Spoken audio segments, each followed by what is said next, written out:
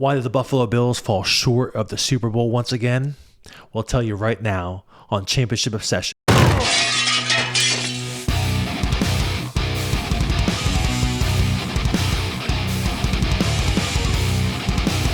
This is Championship Obsession Buffalo Football, presented by Santini Personal Injury and Car Accident Law. Injured? Call or text 888-645-3055. All right, Bills Mafia, it pains me to say it, but here we are again. I would argue to you this is the 6th year in a row where the Buffalo Bills were fully capable of winning the Super Bowl. And for the 6th year in a row, myself and the millions of Buffalo Bills fans around the world are left with heart-wrenching disappointment. We're back in historic territory now. And I don't mean historic in the good way. I mean historic in a very bad way. And of course, I'm referring back to our early 90s almost Super Bowl run. And so now we think about the last 6 years just for a moment. We were close to winning the Super Bowl all 6 years, is my argument to you. Now, of course, we had a couple blowouts in the playoffs. We lost to the Chiefs in 2020. It wasn't a close game. It was like 37-24 or something along those lines. But we were hot coming into that game, and that was probably actually the most heartbreaking game besides 13 seconds, just because that was the first year, in whatever it was, 25, 26 years, we were actually Super Bowl caliber again, and I was just feeling all those childhood memories and needs for redemption coming out, and I thought that was going to be the year in 2020 where we, just took the league by storm and got over the hump, and so that is what it is. 2021, we all know about 13 seconds. We don't need to rehash that here. 2022, that Bengals loss, that makes me just mad. I mean, we were stacked that year. And of course, at that point, we had lost Von Miller, who had a good first half of the year. I think we lost Trey White, but we had a good receiving core. We were like 13-3, something that year. We were looking good, and you could argue the Damar Hamlin tragedy or miracle, however you want to phrase it, affected the team mentally. But you also got to think about, when those kind of things happen, that could be an opportunity to galvanize the team. And they just came out so flat in that game. And, was that a coaching issue? I would argue it was. I mean, you got to have your boys ready to play, whether you're Coach McDermott or at that time, offense coordinator Ken Dorsey. I know our defense didn't play that well that day either, but we put up 10 points. It was a joke. That just makes me mad. We gave up a year. If we lost close, whatever, we've lost close, a lot, obviously, but get blown out like that by the Bengals at home, that was an embarrassment. 2023, at home against the Chiefs, lose by 3. Tyler Bass missed field goal. I mean, we're right there. 2024, AFC Championship. Again, we have the ball with a minute or so left, driving down the field. Dalton Kincaid drop. And 2025, we just experienced the loss in Denver in overtime.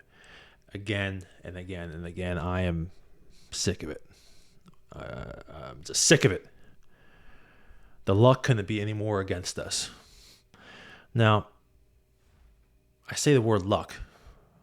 Now, if we had an overwhelming team, like an overwhelmingly good team, like the Seattle this year, Philadelphia last year, were just stacked, the luck plays less of a role. And so you think about our quest for a championship. Can we get to a point where we can erase that luck and erase the deviation from having just a really good team and just having an overwhelming team? Well, you can hope for that all you want, but that's hard to get to. We're going to talk about that today, though. But when you're not overwhelmingly good, like Seattle was this year, like really the Rams were this year too, and like Philadelphia was last year, then you have to be unbelievably clutch. And that's what we saw with those Chiefs teams. Chiefs teams were really good, don't get me wrong, but they were unbelievably clutch. And our team in Buffalo has been clutch. I mean, look what happened this year. The Ravens game, the Bengals game, the Patriots game, coming back from 21-0 down to win. We were clutch this year, but we have to be an extra, whatever it might be, 10, maybe even 5% clutch. If we're going to not have an overwhelmingly good team, we got to be clutch like the Chiefs were in 22 and 23, and we just have not been that clutch, and that's just the reality of it. We've been clutch, but we haven't been clutch like the Chiefs teams were. So we'll talk about that today and moving forward, about trying to build either that super clutch team or that overwhelmingly good team. And we'll start our journey today, our journey into 2026. Today's podcast is sponsored by Santini Personal Injury and Car Accident Law, a nationwide law firm representing those injured in accidents. Our goal here is lofty at Championship Obsession. We'll approach this like we're the Bills front office, even as if the Bills front office is going to watch this podcast, because we're trying to pose ideas. We're trying to bring a level of intellectual curiosity to the forefront, so that people start thinking, what can we do to make this team a championship caliber team? How do we get them over the hump? I get it's really unlikely that anything we say or do here will make a discernible difference, but that's our goal. Our goal, we want to shoot for the stars. We want the audience to get something from this, and again, maybe even somebody from the Bills front office. Interestingly, I prepared originally for this podcast back at week 5. I was going to do a Josh Allen autographed jersey giveaway. I did do the giveaway, but I was going to announce the winner over a podcast right before the Patriots game in week 5, which we lost, if you recall. For technology reasons, that never happened. But I think when I look back at my notes from that particular day that I was going to talk about before the week 5 Sunday night game against the Patriots, I got some interesting things that we can look back on. One thing I wrote was, good news. The defensive line has a chance to not be a problem and potentially be a strength by playoff time. Now, that statement I look back on now, maybe in February of 2026, well, didn't really happen. No, it did not happen. And I think trajectory is important, because as far as the defense goes, the defensive line getting better at that point in the season was you could argue the single most important thing to reaching a Super Bowl, although it's right there with receivers. So at the time, I knew it was a stretch to think our D-line would get good enough to be like the Seahawks were this year, the Eagles last year, even the Bucs in 2020 that beat the Chiefs. But I saw some elements of hope there, right? Starting with Deion Walker. Deion Walker was a 4th-round pick, 6'7", 340 pounds. He had made some plays. And what happened the rest of the year? Deion Walker continued to make plays. All right, I wouldn't call him an all-pro caliber player, or perhaps even a Pro Bowl caliber player, but he made plays for a rookie 4th-round pick that gave us some hope at that point in week 5. He didn't become an all-pro player by the end of his rookie season. But at least going forward, we have some hope moving forward. But we didn't get, a huge jump from him from week 5. But we at least got some positive, draft capital encouragement to see how he played. Now, we also had T.J. Sanders, who either in that game or a week before had gotten hurt, and he was out from week 5 to week 10. And then when he came back, T.J. Sanders, again, who's our 2nd-round pick, out of the University of South Carolina, defensive tackle. He was playing a lot of defensive end when he came back, because our defensive ends our depth defensive ends weren't playing at a high level. So TJ Sanders at the time, we had hope for him, right? It was still really early on in the season, and we were hoping to see a jump from him by the end of the season. We never really saw that. So the jury's still out on TJ Sanders. But disappointing, because we needed to see those kind of things happen. We got some good juice out of Deion Walker, not so much out of T.J. Sanders. And then we look at guys like Larry Ogunjobi. At the time in week 5, Larry Ogunjobi was still suspended. He came back, had a couple flashes, but overall a waste of money. Extremely disappointing. I mean, you listen to guys like Joe Marino of Locked On Bills, he'll tell you, I mean, just a joke of signing there, and didn't help us like we needed to be helped. Another rookie that we had hope for at that time was Landon Jackson. Landon Jackson had pretty much been a healthy scratch those first few weeks of the season. There was optimism. Okay, Sean McDermott's bringing him along slow. Let's see if he can start picking it up and getting some good playing time. And what resulted after that was whenever he stopped being inactive, I'm not sure how many weeks after that, he played a couple games, but then he got hurt with a serious knee injury, and now he's out. What we did see did not look that great. And I'm not optimistic about him either, but it's still early on. So there's no reason to write the book on Landon Jackson, but we didn't see any flashes that would give us a lot of hope on him.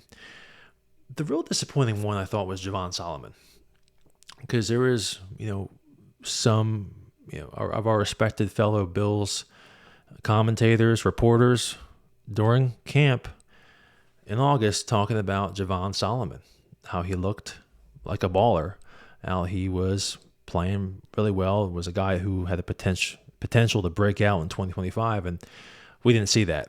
In fact, my aforementioned comment about TJ Sanders having to play defensive end was a direct result of really two things: Michael Hoyt getting hurt, and Landon Jackson getting hurt, and Javon Solomon not raising his level of play to be able to stay on the field as a defensive end.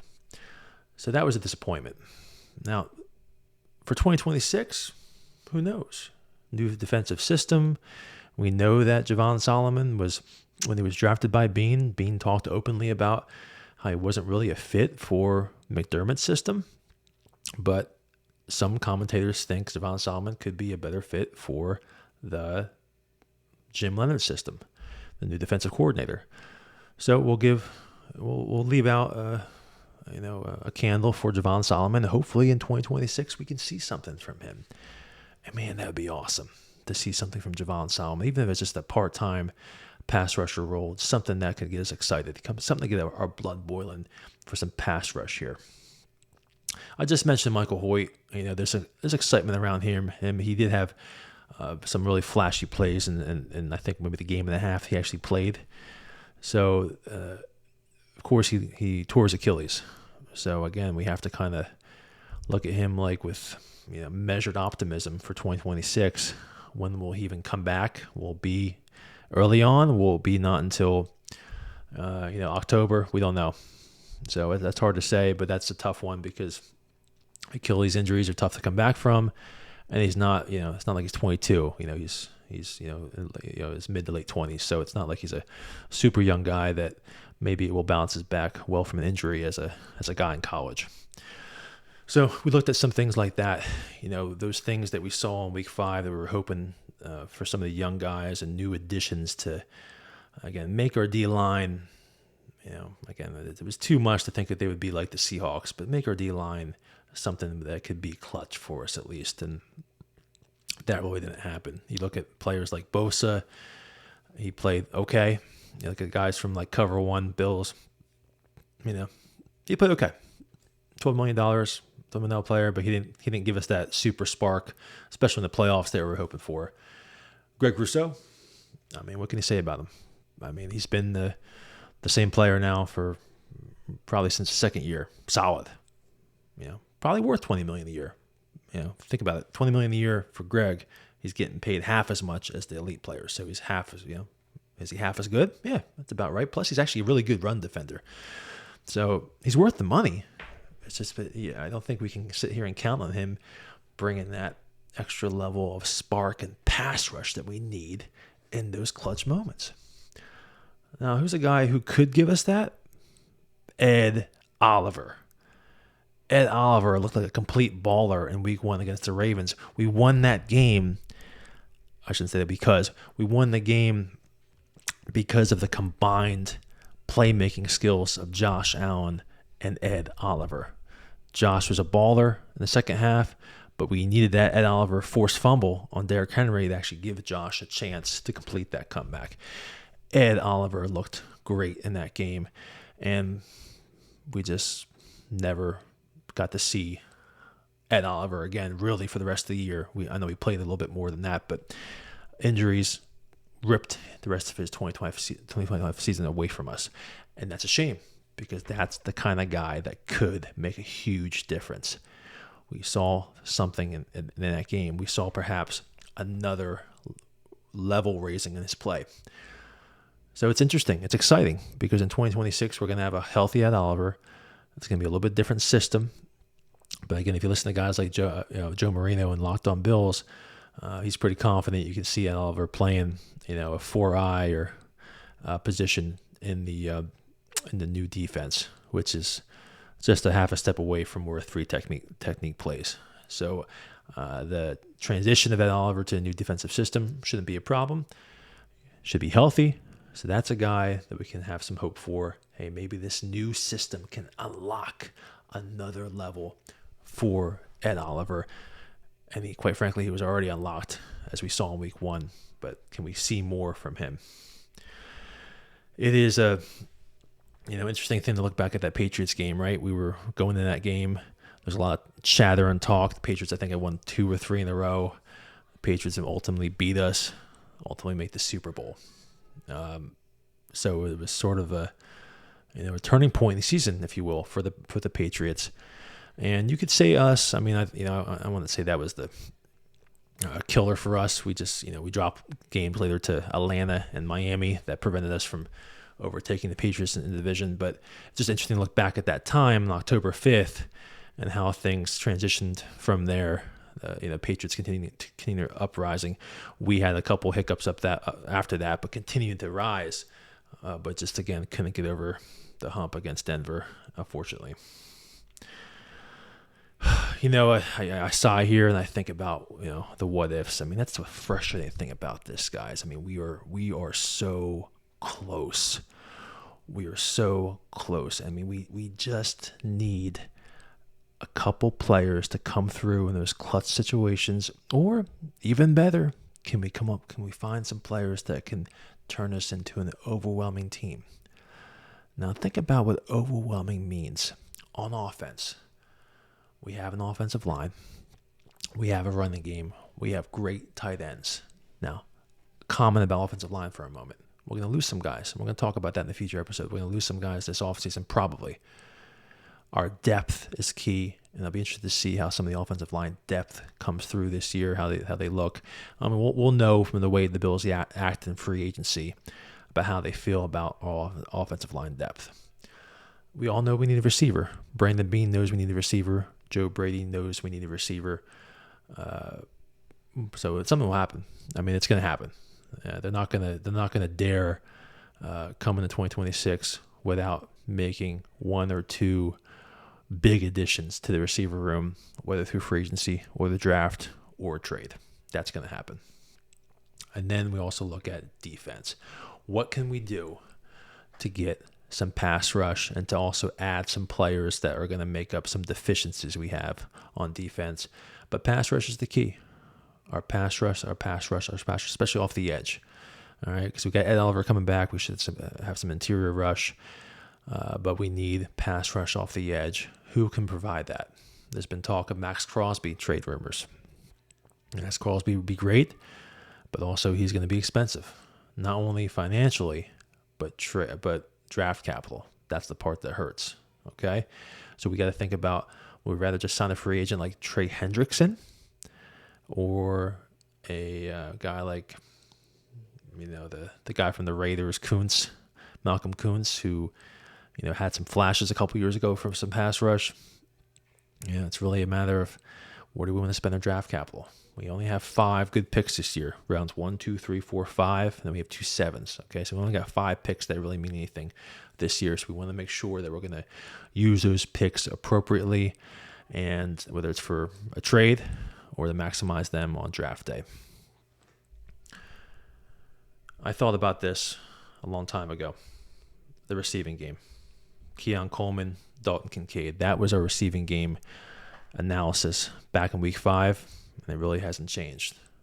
All right, what happened? In week 5, we were thinking to ourselves, well, Keon Coleman had a great game against the Ravens in week 1. He had slow games in week 2, 3, and 4, but we still had hope that Keon Coleman could turn into the guy. Now, I listen to a lot of podcasts. I've made reference to a couple today. I also listened to Joe Buscaglia from The Athletic, and he talked about that Keon Coleman, weeks even 1, 2, 3, and 4 didn't look that great. And I was still holding out hope. Okay, well, maybe we run the ball a lot in weeks 2, 3, and 4. We're not doing, we're not really focused on the pass game. Keon Coleman perhaps can still get better. Well, what happened after that? We know what happened to Keon Coleman. It just kept getting worse. So we go into 2026 now thinking, what can we really hope for from Keon Coleman? I don't know. There's still hope, certainly. I mean, guys have come back from things like this and still end up being awesome players, but we no longer can assume and think it's over 50% probability that we're going to have a Keon Coleman playmaker in 2026. That's less likely. It's more likely he's going to just be a depth player or even get traded. So, but that is what it is. So Keon Coleman's a wild card, but one that we certainly can't rely on. Dalton Kincaid, on the other hand, had some really good underlying metrics this year. We saw some really exciting things from him in terms of the way the high-level statisticians were evaluating his play. So that's exciting. But what's not exciting, what's still discouraging, is the injuries, of course. And what's also discouraging is the fact that even with those statistics, he was still playing well less than 50% of the plays.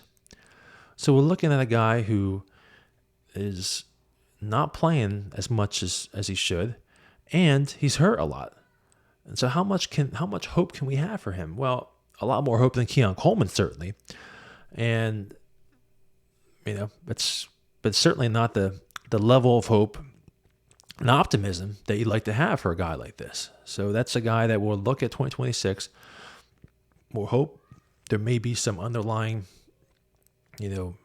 conversations that were going on between McDermott and Joe Brady that maybe were, McDermott did not want Kincaid in there during, obvious run plays, or, he just loved the physicality of Jackson Hall's the rookie tight end and Dawson Knox over Kincaid, and would rather just have them in there and give up. Not give up, but have a lesser receiving ability.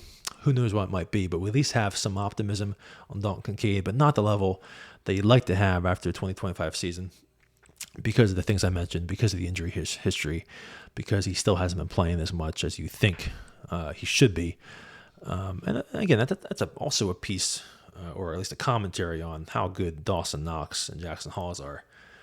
It'll be interesting to see what happens. Obviously Dawson Knox is making a lot of money this year coming up. I think he's at a $17 or $18 million cap hit. So there's a chance that Dawson Knox could be traded or cut, and more likely cut in that scenario. But another likely scenario would that be he would take a pay cut to stay in the team because, as other commentators have talked about, if he gets cut, he'll probably go sign somewhere, for $6 to $10 million a year. Why not just stay here and just take a pay cut and make $6 to $10 million this year, and stay with your buddy Josh Allen, stay with the team that can still win the Super Bowl, the team that the place where you built a family. So that's what's going on with Dawson Knox. So for Dalton Kincaid, we hold out hope. Still a lot of potential there, but it's tempered to be conservative with our optimism because of the things I just talked about. Josh Palmer, what can you say about him? Chargers didn't want him. The Chargers had Justin Herbert. What else can I say? Right? He can be a good depth receiver for you, but for us to think that he can be any more than that, that's naive. There's a lot more to discuss, but don't forget, pass rushers and pass catchers will be the key to the 2026 season. Thank you for joining us today on Championship Obsession, a Buffalo football podcast. This has been brought to you by Santini Personal Injury and Car Accident Law, and I can assure you the president of Santini Law is a huge Buffalo Bills fan, has suffered right along with us. Let's go Bills. We'll see you next time. Injured in an accident? Call or text Santini Law 24 hours a day, 7 days a week. 888-645-3055. Call or text 888-645-3055.